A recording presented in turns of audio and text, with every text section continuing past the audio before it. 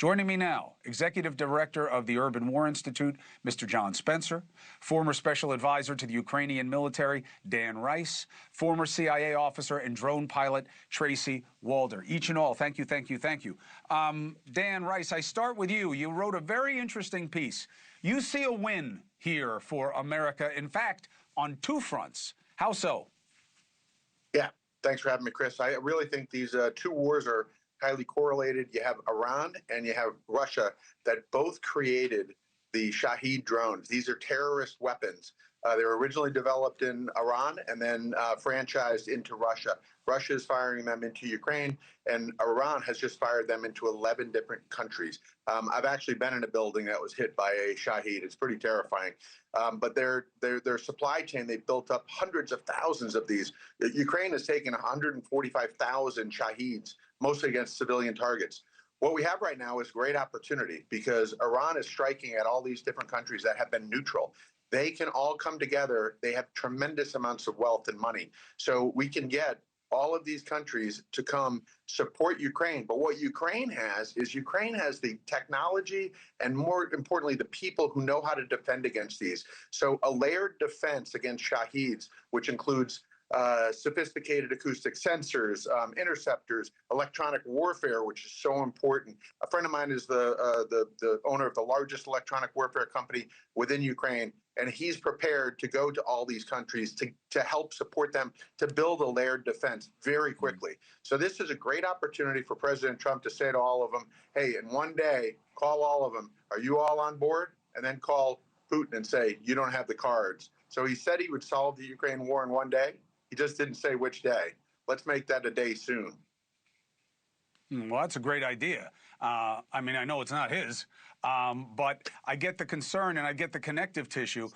Tracy, you understand drone capabilities.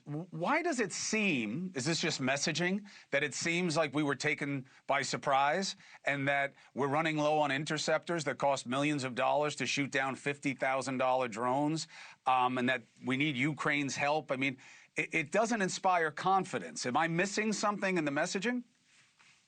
I think a little bit, but not enough. I think the problem is part of the issue here, at least I flew the Predators way back in 2001, and that was before we were really thinking about what would happen, quite frankly, as a result of this, I guess, asymmetrical warfare, if you will. And to your point, the interceptors are costing millions of dollars, and these drones are essentially 50K, and they are mass producing them. And so it becomes really, really difficult to be able to overwhelm them in the way that they are overwhelming us. I think another thing that we didn't expect, I mean, obviously we expect it now, was the use of essentially suicide drones. They are so cheap, and I don't mean to minimize it, but they are so cheap that they don't necessarily care what happens to them. Versus you look at Reapers and those kinds of drones that are 25 million, 30 million. We care what happens to them. And so I don't know. I don't think it caught us completely off guard.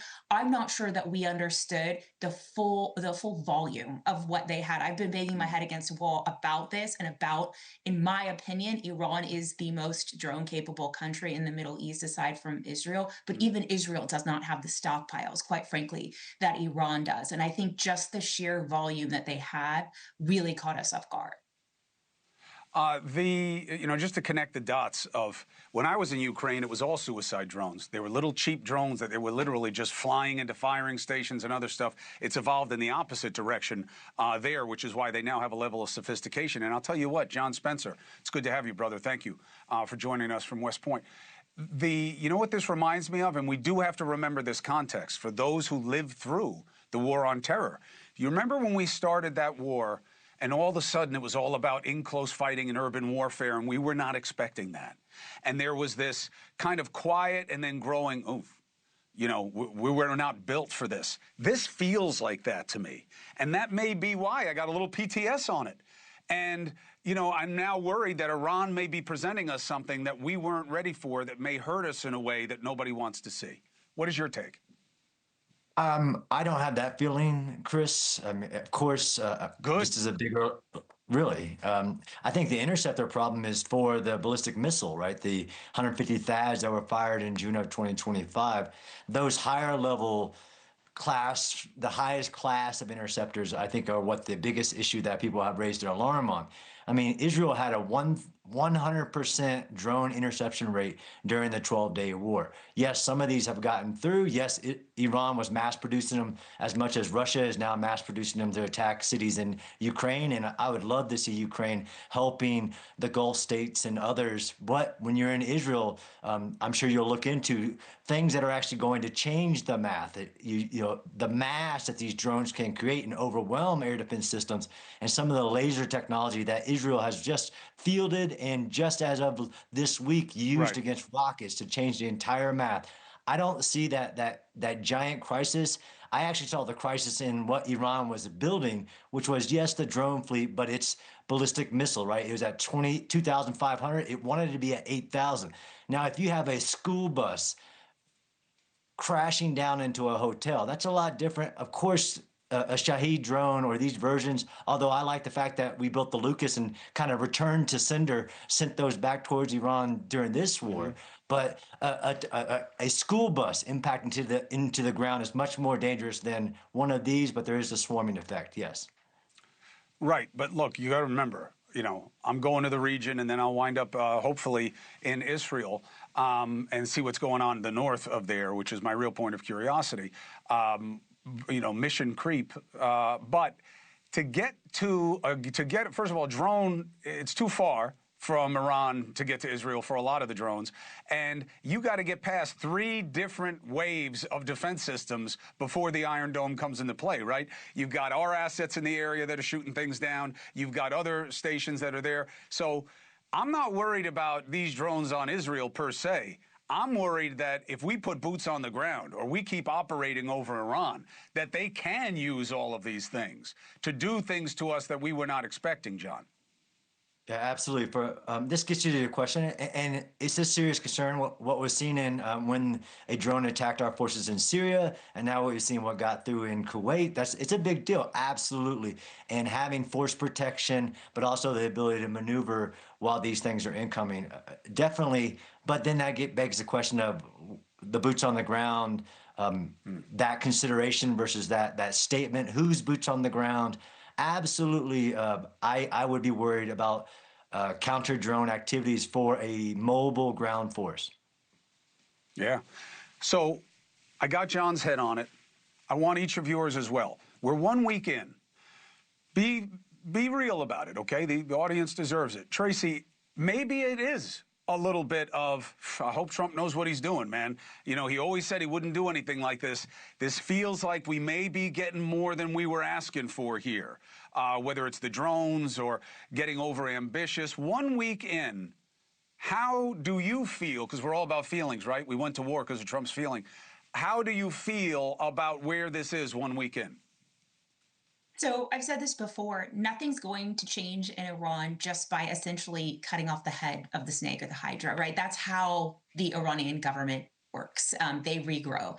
And so until we can actually get in there and enact real change, this strategy of sort of, I guess, taking out the leaders isn't going to do much change. Now, we're just a week in. So I don't know if that strategy is going to change weeks or even months later. But to me, I think we need to make more headway in terms of taking out that regime in total and not just the heads of it.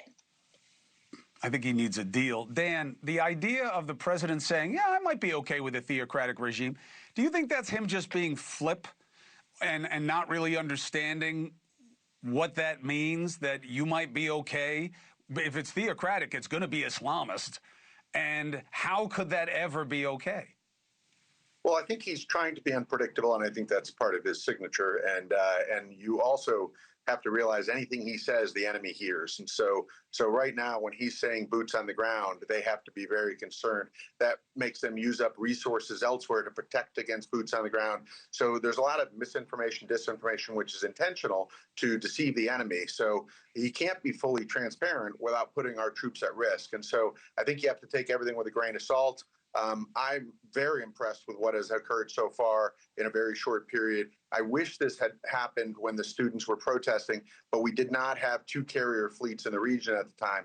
That goes to show why giving up our two free carriers in basically Iraq and Afghanistan was a mistake. We had two amazing airfields there with tremendous resources surrounding Iran. Had we not given those up, we would have had assets in the region when the students protested. As it was, it took several weeks, and the 20,000 students or so are dead because of it. Now you have fewer people to rise up to actually cause the rebellion that we're hoping. So it's a delicate situation, but it shows you resource allocation and the use of those bases in Iraq and Afghanistan would have been very valuable here. In the future, we should reconsider leaving places like that.